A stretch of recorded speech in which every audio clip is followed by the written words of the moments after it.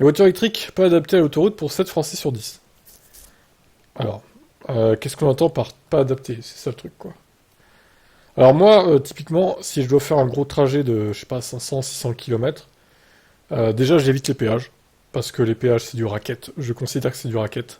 Alors certaines autoroutes c'est pas trop cher encore, mais il y a des autoroutes, notamment les autoroutes du sud, c'est du vol à l'étalage, clairement. Donc si je dois aller dans le sud par exemple, je vais éviter au maximum les autoroutes payantes.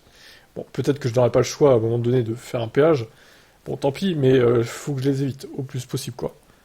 Et si je dois prendre l'autoroute, merci BFM qui lance ces trucs tout seul là. Si je dois prendre l'autoroute, je ne roulerai certainement pas à 130 avec le Niro. Ça serait plus 110 je pense. Tout simplement parce que le Niro, bah, en tout cas pour mon cas à moi, le Niro se recharge pas vite. Comme tous les autres Niro, vous me direz, mais bon.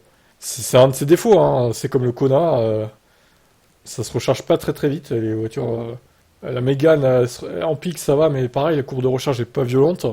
Donc c'est ce problème de ces voitures-là. Elles sont pas taillées pour l'autoroute pour le coup. Par contre, une Tesla, quelle qu'elle soit, une IV6, une Ioniq 5 ou 6, ça, pour moi, c'est taillé pour l'autoroute, clairement. Ça se recharge très vite, c'est efficient à 120 ou 130 km/h. Ça, pour moi, c'est taillé pour l'autoroute. Mais il y a certains VE, effectivement, qui sont pas faits pour. Voilà, c'est comme ça. Hein. Donc, faut nuancer, je dirais. Donc, je vais quand même lire l'article. Pour 71% des Français, la voiture n'est pas adaptée à la conduite sur autoroute, révèle une étude via Voice pour le groupe Sanef, qui exploite 1807 km d'autoroute en France. Même constat pour les longs trajets de plus de 350 km pour partir en vacances. 78% des Français ne s'imaginent pas partir au volant d'une voiture électrique. Oh là là. C'est logiquement le manque d'autonomie sur longue distance qui est pointé en premier lieu par les sondés, avec 75% des Français qui le mentionnent parmi les freins pour partir en vacances en voiture électrique. On retrouve en deuxième position le temps de recharge, évoqué à 65%, et la difficulté à localiser les bornes adaptées. Des idées reçues sur la voiture électrique qui n'ont plus forcément de sens aujourd'hui. Tout dépend bien sûr du véhicule. Si on prend une Spring, limitant l'autonomie comme en temps de recharge, bien sûr qu'elle n'est pas adaptée. La Spring, c'est le pire exemple, bien sûr. Et comme j'ai dit, hein, voilà, Tesla, MG4, dont le prix démarre assez bas, et puis elle recharge vite, hein, la MG4 au final. Hein. Pour une chinoise, elle recharge vite, pour le coup. Du côté des autoroutes, leur zone borne de recharge s'est aussi fortement densifiée ces dernières années.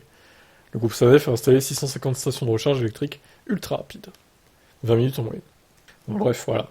Donc, tout ça pour dire que certaines voitures électriques, effectivement, ne sont pas adaptées à l'autoroute. Ça, c'est un fait. La Zoé n'est pas adaptée. La Spring n'est pas adaptée. Le Niro, le Kona, moyen, je dirais très moyen. Il consomme pas trop, mais c'est la recharge le problème, en fait, la vitesse. Sinon, comme j'ai dit, hein, Tesla, Ioniq 6, 5 et IV6, ça, c'est tout à fait adapté. Franchement, certes, tu vas perdre plus de temps qu'avec une thermique, ça c'est évident, mais au final, bon, tu vas pas perdre énormément de temps non plus, quoi. Donc ça, c'est plutôt adapté. Bon, je vous laisse commenter. Votre avis là-dessus.